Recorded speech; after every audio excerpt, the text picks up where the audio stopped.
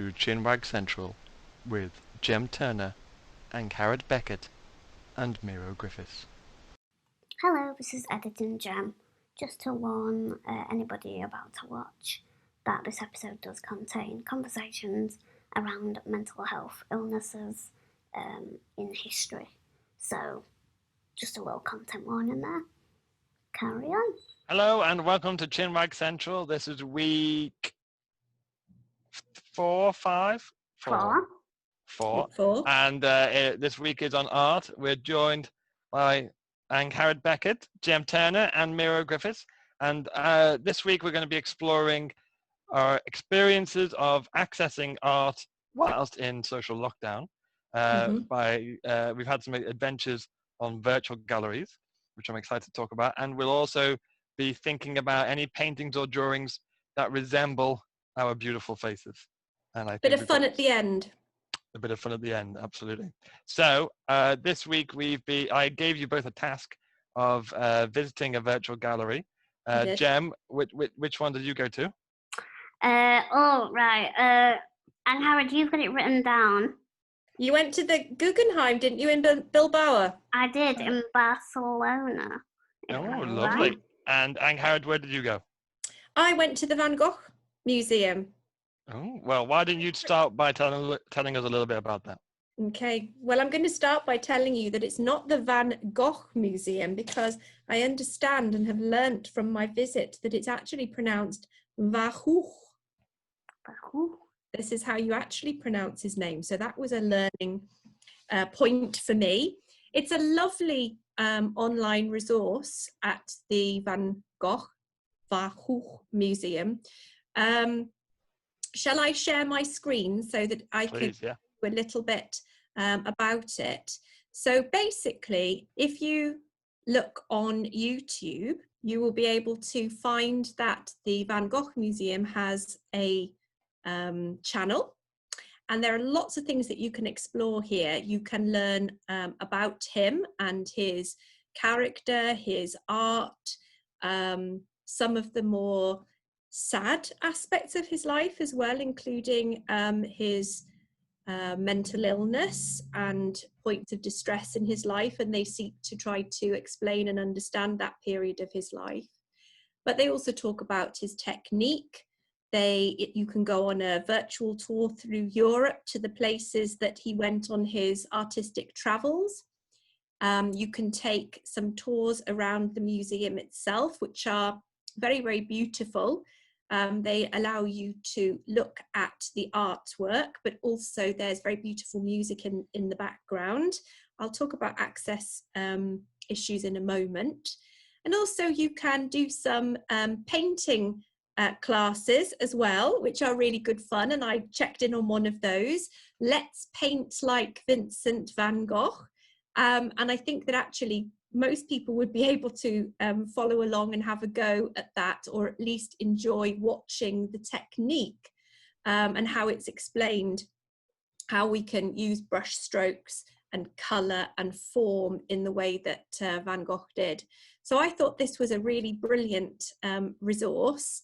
And what did I learn from it? Well, a few things. One was that I was not really familiar, I'm afraid, with the full breadth of his art, because I think that too often we are only familiar with the kind of the pictures that have somehow gained particular public attention. Yes, so we're not always familiar with the full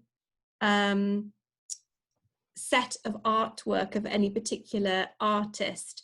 So I learned that there are over 500 paintings and drawings in his the full collection of his work, not all of which are held at the Van Gogh Museum, obviously, but there are far more than perhaps we're on the whole familiar with. And by looking around that gallery, I saw pieces of artwork that I'm not familiar with. Beautiful landscapes. I really loved the landscapes from the south of France. You could really feel the warmth of the sun in his artwork. There was some beautiful pictures of spring and blossom trees, again, which I had not really seen before and were really wonderful. And then, of course, there are the series of portraits that he did of himself all the way throughout his life, which I think are very interesting as well in terms of recording, again, sadly, the decline of his mental health and well-being as well. And you can really see that pictured in his artwork. And then there is this interesting film about his health, which I think other people might find very interesting, and to shed light on that particular aspect of his life as well. I was very struck by a quotation that they put onto the screen of one of the films from Van Gogh, who wrote that, and this was written at a time when he was feeling very unhappy and very unwell. And he wrote, "The best consolation, if not the only remedy, is, it seems to me, profound friendships." And it seems that that's what he was actually struggling to achieve throughout his life, that kind of human connection and friendship. And of course, recognition for his own art, which didn't happen within his own lifetime, very tragically. So yes, it is a sad story of somebody who was really not understood within his own lifetime. And I mean, he committed suicide by, I think, 36, something at that age, so very, very young. So it's sad, but what a legacy, you know. I guess, I mean, what do you two think of his artwork? Because it's perhaps a little bit Marmite-ish, isn't it? I mean, it's so intense and it's so different, isn't it, in terms of this kind of quick, thick paint, and it's very much about colour, isn't it, and an overall feeling. But it's quite different from anybody else's technique, isn't it? Do you two like the work of Van Gogh? I do. I remember a couple of years ago when I was on holiday in France. We went for a drive in the kind of very rural areas, and we found a quarry site, which they turned into an immersive exhibition of Van Gogh's work and Picasso's work and others. And it was really amazing because you could go in, and they would you go into the quarry, and you'd be, it'd be very dark, and then they'd have a series of animations bringing the different paintings to life, projected on all the walls and the floor and the ceiling of the quarry, and you could spend some time there really, really appreciating the art in itself, but also imagining the art coming to life through various forms of creativity and storytelling. And that was probably the time when I became quite appreciative of his work, really. Yeah, it hadn't really affected me before that. That sounds wonderful. We should put in our information box below a link to where that is, so that people can perhaps, they'd like that information as well. What do you think, Jem? Do you? We learned about him at school, and just as you were saying that, I was thinking about how different it came across as a child. Like it was almost like unspoken, because mental health wasn't really as open. So it was kind of like a hush hush. Yeah, he wasn't, I don't know how to say this, because we would never say things that was said then. But things weren't as accepting. So I wonder how different it will be now at schools, where we're a lot more open. And yeah, just thinking back now, it was like interesting. They didn't engage with that part of him. You feel that you were taught about the art, but it was somehow hush hush that this was also struggling with mental illness. Yeah, when actually that's probably why it was so good as well. Whereas they kept it separate. Wouldn't it have been nice if we could have said, this is how he released what he was feeling, and why don't we do that and talk, try and mix it together and make it, something that we do talk about. So yeah, I just started thinking about that when you were saying.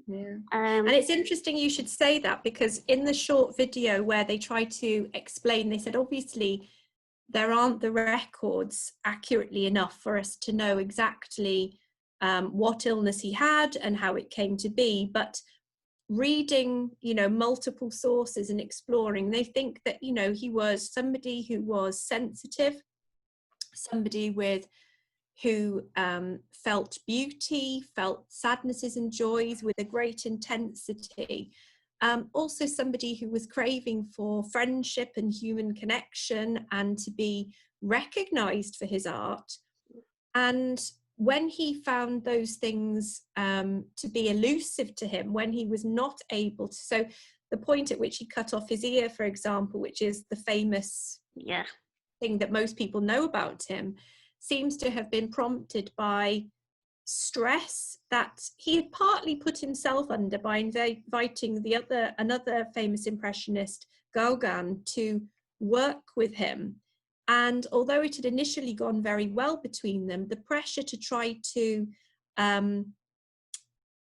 meet the kind of standard of excellence of Gauguin, and he wasn't trying to compete, but rather to be, to be his equal and to be able to be a good partner in this kind of academic community or commune that he was hoping to build, seems to have put a lot of pressure onto him. So they think that kind of issue may have triggered this this kind of period.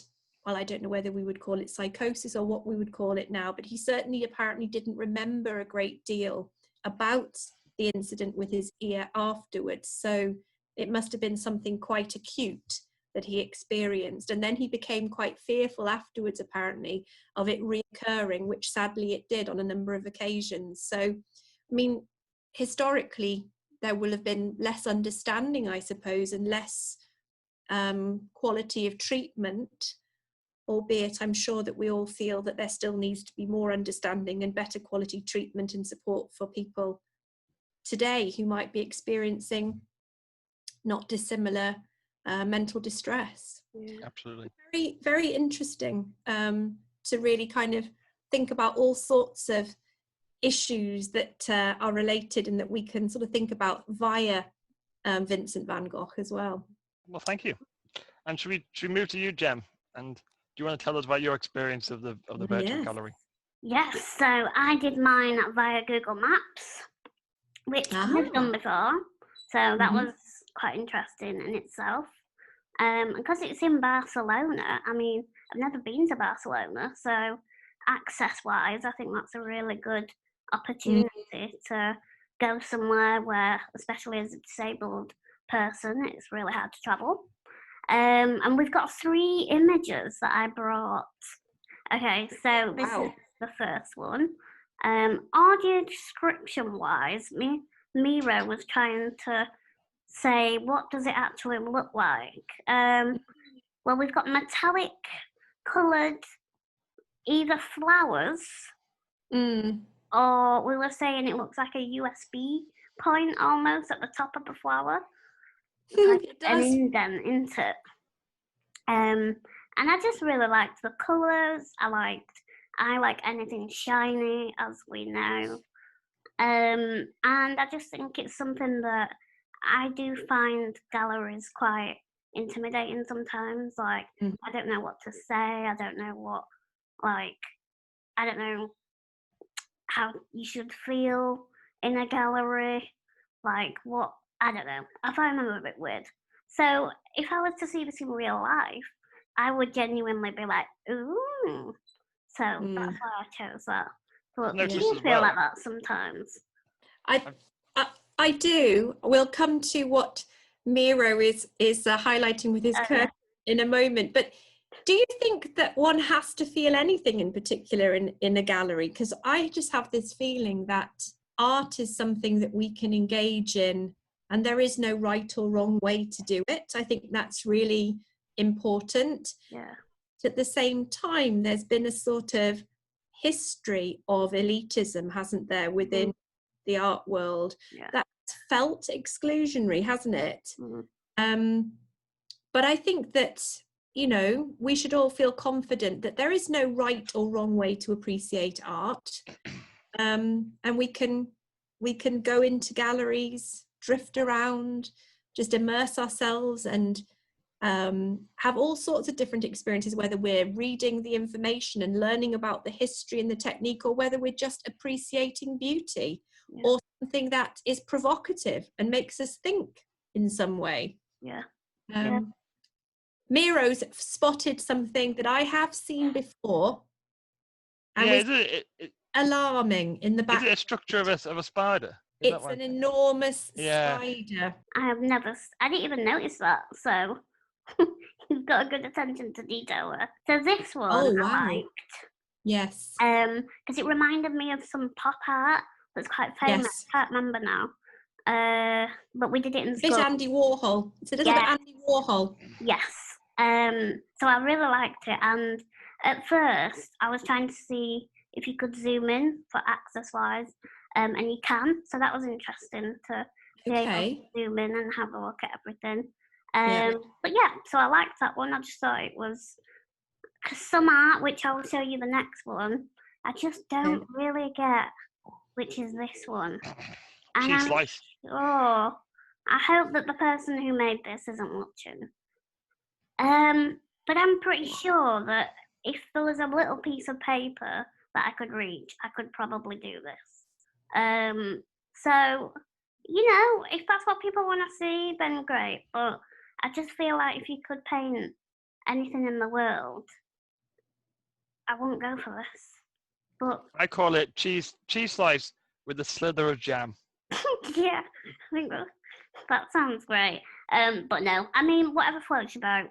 I just thought I'd put this to show that anybody could do a bit of art, can't they? Like, yes, absolutely. Did it include any information about artist or what it's meant to signify? I mean, for example, is this meant to be something to do with sun and warmth, or what is it conveying? Do we know anything about this piece of art? That was the one thing that I wanted to get across, was it was very hard to see the information of all things. So if I was to give feedback to the museum, when you zoom into text, it's quite blurred. So we're not quite there yet, I would say.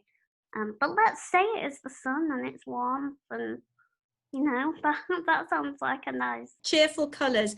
I have to say, when I went on the tour of the Van Gogh Museum, is more of a series of pre-recorded videos rather than being able to actually maneuver around the museum yourself. They're quite well done, but in terms of access needs, I was able to find on Google the transcript, but I wasn't able to find an audio description, which I think means that there would be quite a bit missed and lost for people who need an audio description. So some improvements are happening, but there's a way to go yet, I think. Excellent. Thank you very much, Jem. That was an interesting take us through the art in the Guggenheim. I don't have any pictures to show you from my adventures. I went to the Museum Gallery of Modern Art in South Korea. I went for a wander around there. Got trapped in the basement for a while. Couldn't find the exit. But what I thought was quite, I was reflecting when I was exploring the different levels. And what I thought was quite interesting was that I became aware that there was nobody else in the gallery or museum, because you have the freedom to explore around. It's completely empty. Presumably that's because of when they record or take the photographs for Google or for the virtual gallery. And that was kind of like a bit of a welcomed break, really, because most of the time when I go to galleries, usually on weekends, when I do go, you're swamped by so many different people. You've got to maneuver out as a wheelchair user. It can be quite frustrating and annoying trying to get past people. Plus, you're always at waist height, so if there are a few tall people in front of you, you're not going to see much art. So I think that was quite nice, really. That was quite welcome. I do agree. I had issues with accessibility in terms of difficult to see the descriptions on the paintings on the pieces of art. Also, I couldn't find any option for audio description as well, which obviously creates access barriers for certain groups of people. It does. But also, when I was thinking about it, I thought, well, this is such a significant and useful way to interact with art and culture. But I suppose one thing as a disabled person I was consciously aware about was I didn't want it to be either or. So sometimes when we develop technology, I think sometimes it's kind of thrown upon disabled people to use as a way to justify not doing anything in another environment. And I think sometimes they say, oh, you can use this as a way because the built environment is not accessible for you to access. And I think we need to be careful not to have virtual galleries as a way of excusing the important needs to make the physical environment or the built environment or the real environment, if we can make that distinction, make sure it is accessible really. So that's something that I was thinking about. And the other thing as well I thought was quite interesting was it made me think about how much as a disabled people's community do we prioritize the importance of accessing culture. I don't just mean in terms of built environment, but also in terms of the way we make information accessible. We talked a little bit before about the elitism that goes with art and culture, and actually some groups of people are dismissed or disencouraged from engaging in art and culture. And I think there's something there about making sure that we do, as a community and as activists and campaigners, we prioritize it, particularly because it's quite difficult, as disabled people to prioritize different things to campaign about. And sometimes we start to deprioritize certain parts of everyday life over other areas because obviously we see them as more pressing. But I think, it's important that we do continue to discuss and talk about accessing art and culture, and indeed recreational activities and leisure activities as a way of illustrating our need to have complete participation in society, really. But yeah, so I went to South Korea and it was quite nice. I think picking up on that last point, if I may, it's very interesting that actually one area of the UN Convention on the Rights of Persons with Disabilities that has been the least considered, I think, either academically or in terms of wider political movements around, or even, dare I suggest, scrutiny of how well state parties, i.e. governments, are actually fulfilling their obligations, is the article that is about the right to access leisure, culture, recreation, and so on. And I see that very much as part of this. So I think that's a really good point. And I think another thing that you touched on there is whether disabled people's art engagement is supported, whether people have access to actually, be part of art and to create art. And disability arts has done so much to support disabled people to engage as artists. But also, I think it's very interesting, isn't it, that when people think of disability arts, I have a feeling that for some people, they see disability arts as about arts which somehow convey the experience of impairment or disability, which I think is very important, by the way.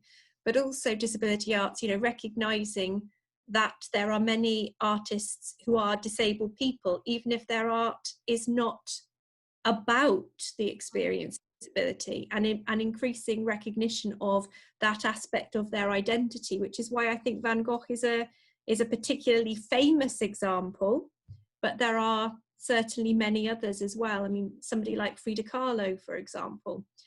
So yeah, I think making sure that people are aware of those issues as well is very important. Absolutely. Well, that was an interesting experience going around all those different galleries, and hopefully we for those of you who are listening and maybe more interested in going for a wander, then please do. I found lots of different galleries all over the world for people to access. So I encourage people to go for a wander and then tell us about what they found. And we will put links. Where will we put links? In the description. So another task I gave you when I was writing the schedule for this week was, can you find yourself in art? Whether it's that's drawing, painting, motion picture perhaps, but I wanted to find out if you could identify yourselves in art. And I think you've both passed the test, really. I think I cheated a little bit, but Did you? let's start with you, Jem, should we? Ooh, Can you talk us through this image, please? Yes. So I was very kindly given this by a Twitter follower, Amelia, who I will link below, who does brilliant cards. She's got an Etsy page. And yeah, I just thought this was quite a quirky way of giving me a portrait. And you can't see my teeth. And that's something that I've always wanted, to be able to have a big smile with teeth. So I like the fact that, there's two big front teeth there. Yeah, and she's got the detail of my chair pretty spot on, to be honest. So not only that, she's got your outfit, which I believe is a very good impression of your actual outfit that you wore on your birthday. Yeah. And I think it's also very glamorous, and that sums you up, really. I mean, no comment, but I do appreciate that. Thank you. I was just going to say that I was quite impressed that the artist was able to distinguish between front wheel and rear wheel driving, because there is a considerable difference. I agree. And that's outstanding job. So thank you, Amelia. We love it. We love it.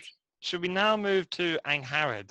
And you'll have to tell me, Angharad, which one is you and which one isn't you. Look at that silly expression.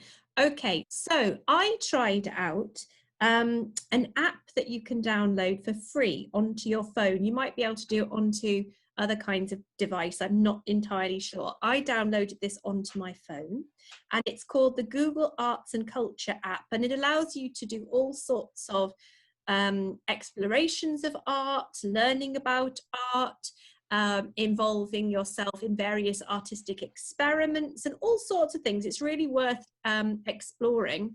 However, one of the fun parts of it is that you can take a selfie of yourself, and then it will run, I've no doubt, a very clever algorithm, and it will try to identify a famous piece of artwork that looks a bit like you. So apparently, from 67% match this picture of Madame Grande at the Metropolitan Museum of Art. And I wondered how well you feel this algorithm has worked. I mean, I know my hair's a little bit frizzy at the moment. That's many people, I think, are experiencing withdrawal from hairdressers. But what do you think? Do you think this is at all convincing? Uncanny. It's you, isn't it? I hope you're going to get an actual, print of this painting, and then you can hang it on the wall. In my office when we finally come out of lockdown and return. Please do, yeah. Okay, absolutely. All right. Well, I think actually you should have this printed and put in your office, and then you should tell students and staff that this is you in younger days, and then see if people are convinced on that. I think we should rapidly move on from the fact that you said me in younger days. Well, I'm presuming this person is supposed to be like 12 or something. 19 wow. or something. 19. Oh, I'm not very good at ages. I don't think so. I think she's probably in her 20s. So anyway, but thank you, Mira, very much. Anyway, I think I would like to now know what you have found, because we were not alone in this activity and challenge. So what have you found? You weren't. So I need to give you a little bit of a story behind this. Okay. As all my stories, as all my tales, they do involve long stories. So bear with me here. So Emma and I were on a holiday seeing some friends, the Mitchells in Scotland, and we went to a gallery, and we saw a painting inspired by a famous painter called Modigliani, who was an Italian painter, spent a lot of time in France, had numerous health conditions and impairments, which meant that he was denied access to education when he was a child, and then developed an interest in art and pursued art in France. And like many prominent artists, was never really appreciated at the time when he was alive. And only after his death did his artwork become a lot more prominent for a broader audience. But Modigliani was famous for doing portraits in a certain way. And what was very impressive was when we were in this museum, we saw a painting of Modigliani, a portrait painting of his friend Leopold Zabrowski, and we thought it was uncanny that it looked like me. Now the story, I'm going to show you a picture in a second, but the story doesn't end there, because when we came home, and Emma and I live as you've seen from last episode, we live with my dad. When we came home, we were telling him how uncanny this image of Modigliani portrait of Zabrowski is, a likeness to me. And then it turns out that Dad not only had that painting in his house, but he also had another of Modigliani's paintings of a portrait of a young woman, and we think it looks a lot like Emma. So let me just show you.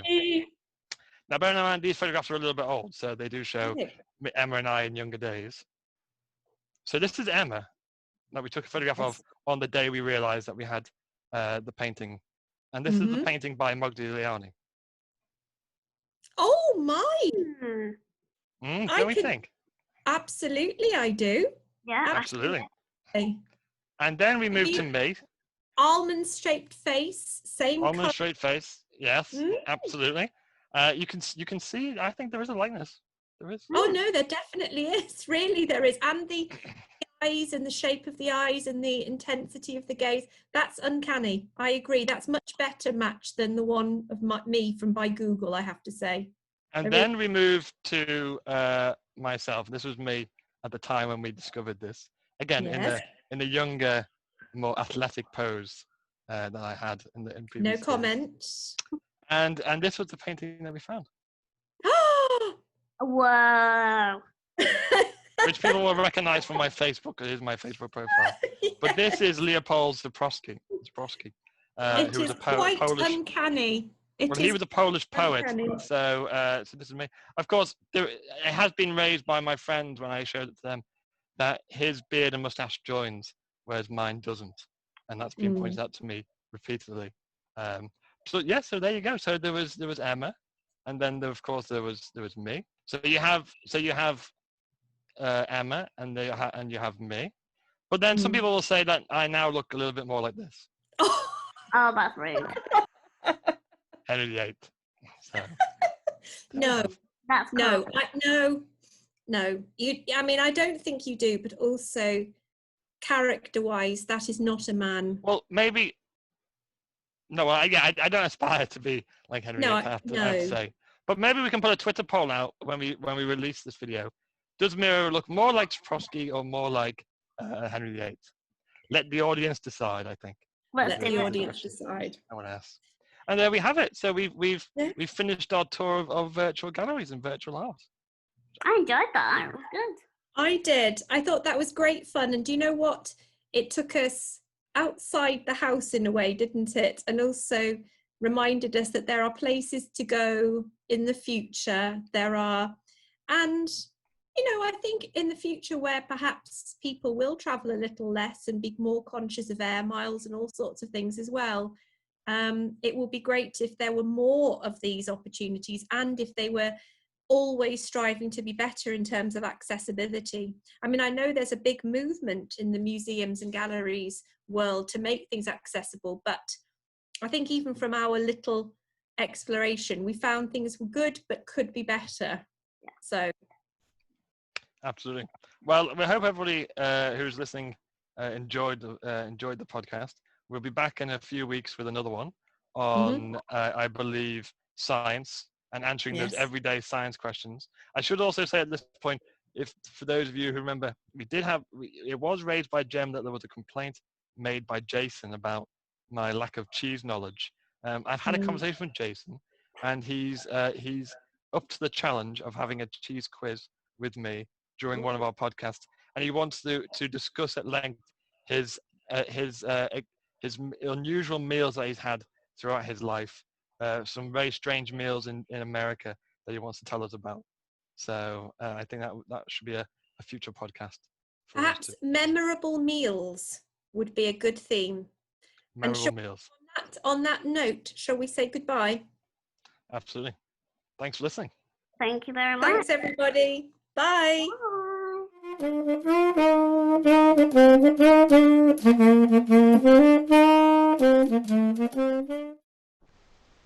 Chinwag Central is created, written and produced by Angharad Beckett, Miro Griffiths and Jem Turner.